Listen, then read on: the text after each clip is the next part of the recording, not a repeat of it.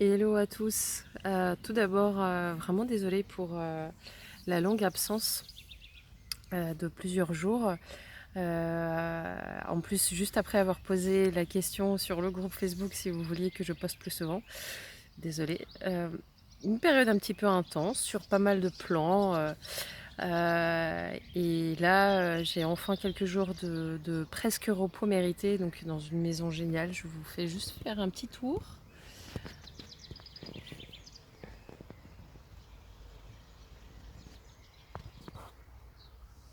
Voilà, en gros.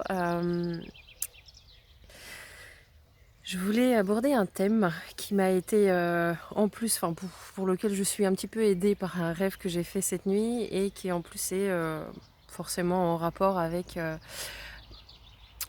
l'absence. Alors quand je dis en rapport, c'est pas sur le détail, mais c'est vraiment pour la gestion des périodes un petit peu intenses, des choses un peu dures qui peuvent parfois nous arriver. Alors dur, tout est relatif, à chacun son échelle et c'est, je pense, la première chose à se rappeler à chaque fois, c'est que à chacun son échelle de ce qui est dur et de ce qui est facile. Donc pour éviter tout jugement de soi ou des autres et toute comparaison, qui est un jugement. Euh, alors j'ai fait un rêve un petit peu bizarre. En fait, il y avait tout un groupe de personnes, t'es dans un camp, enfin en tout cas un campement plutôt. Et en fait, il y avait un ciel étoilé vraiment magnifique et puis plein d'étoiles qui bougeaient dans tous les sens. Alors au départ, c'était super beau. Et puis d'un seul coup, en fait, il y a une prise de conscience. Mince, en fait, ce sont pas des étoiles, ce sont des insectes.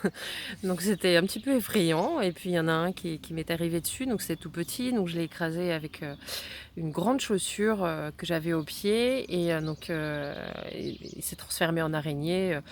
Je l'ai réécrasé, ça s'est transformé en 40 araignées. Enfin bref, c'était vraiment flippant. Et en fait, la morale du rêve, c'est qui était très drôle, c'est qu'après, on a été projeté tout de suite dans une espèce de salle où il y avait une personne qui nous expliquait les événements.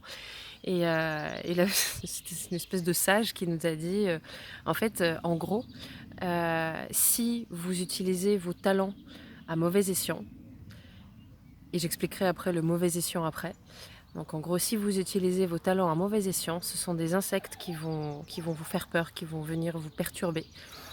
Par contre, si vous les utilisez à bon escient, eh bien, ils vont plutôt vous aider. Ils vont se transformer en autre chose.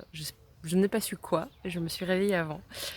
Et, euh, et je trouvais ça super joli en fait en me réveillant. Je trouvais vraiment que c'était un rêve magnifique, même si un petit peu flippant. Mais en fait, vraiment, comment est-ce qu'on utilise nos dons? Est-ce qu'on en est... Quand je dis don, c'est vraiment quelque chose, une notion très simple. C'est quelque chose qui fait partie pleinement de nous, de notre personnalité et de nos talents, comme la couleur de nos yeux par exemple. Et comment est-ce qu'on les utilise? Est-ce qu'on en est conscient? Est-ce qu'on, comme dit Marianne Williamson, euh, est-ce qu'on s'autorise à les utiliser? Ou est-ce qu'on est tout le temps en train de se dire mais qui suis-je pour le faire? Qui suis-je pour amener au monde ce que je sais faire le mieux, etc. Donc il y a premièrement cet aspect-là. Est-ce que j'ose les utiliser? Quelle valeur est-ce que je donne à ça? Quel est le... hum, Est-ce que je prends ça comme quelque chose de complètement acquis et donc sans aucune valeur, ou est-ce que j'honore ce qui m'a été offert et je l'offre aux autres et au monde en retour? Et ça, c'est une première notion qui est extrêmement importante et on ne peut pas se permettre. Je pense qu'on est à la question, dans son texte, Marianne Olafsen, elle dit, enfin, à la question qui suis-je pour briller, par exemple, elle rétorque, mais qui es-tu pour ne pas l'être, pour ne pas le faire? Est-ce qu'on, est-ce qu'on Qui sommes-nous? Quelle autorisation, entre guillemets, hein, quelle autorisation avons-nous de ne pas vivre pleinement, de ne pas utiliser nos talents? Ça, c'est un affront à ce qui nous a été donné et à la vie. Et puis après, il y a aussi d'autres aspects de comment on utilise nos dons et nos talents. J'ai changé de bras, j'ai un peu mal au bras. Euh, Notamment, par exemple, quelle cause je sers en utilisant mes talents. Euh, bon, je pense que là, il y a autant d'exemples possibles que de talents et que de personnes, mais est-ce que, par exemple, mon talent d'orateur, de vendeur, de commercial, est-ce que je l'utilise faire du bien à la société, pour faire quelque chose qui est bon, qui est juste, qui correspond à mes valeurs, ou est-ce que je me trahis moi-même, ou est-ce que pour transmettre un message qui n'est pas en cohérence avec mes valeurs, avec qui je suis, avec ce que je veux au fond. Et donc il y a cet aspect-là, et puis le troisième aspect qui est très important, et c'est là où je le relie un petit peu à l'absence de plusieurs jours, mais surtout je pense à comment on perçoit les choses, comment on vit nos obligations, les tâches qu'on doit faire, etc. Euh, c'est surtout donc c'est cet aspect de là je me suis lancée sur une voie, et il y a bien évidemment un choix qui a été fait. Ce choix implique qu'il y a des choses que j'aime dans cette voie-là, et il y a d'autres choses que je vais beaucoup moins apprécier, aussi bien dans les obstacles et les épreuves que la vie me donne, mais aussi dans les tâches du quotidien. Et quelle énergie je donne à ce que je dois faire, le fameux je dois. Le je dois, avec quelle partie de moi est-ce que je l'appréhende? Est-ce que je l'appréhende avec ouais, je dois. Et je pense sincèrement, par exemple, on attend nos vacances en général avec autant d'impatience, parce qu'il y a trop de je dois dans notre vie et pas assez de liberté. On se contraint, on se force, et ça nous épuise. Alors que si ce je dois, il vient plus des tripes, il vient plus de quelque chose de plus authentique en nous, et c'est même plus un je dois, c'est j'ai envie, en fait, ça devient un j'ai envie.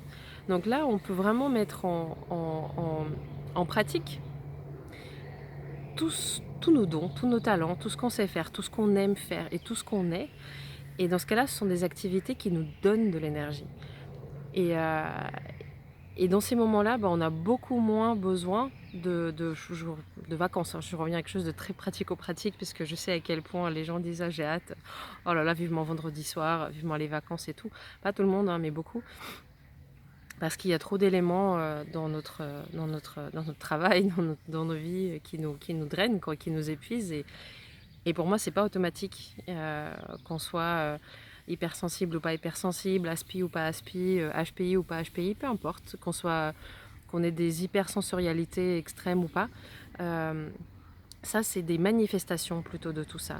Alors que quand on vit quelque chose intérieurement, et quand je dis intérieurement, vraiment revenez à cette vidéo où je parle de la méthode Kertan, de la méthode Tomatis et tout ça, c'est beaucoup plus facile à dire qu'à faire, le fait de bien vivre tout ça.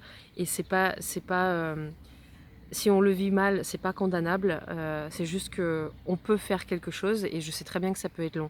Mais voilà, je parle aujourd'hui après avoir pratiqué tout ça pendant un petit bout de temps, et de cet endroit-là, j'ai envie vraiment de faire passer le message que non, la souffrance, c'est pas automatique. C'est vraiment le message leitmotiv de toutes mes vidéos, j'ai l'impression, et tant mieux.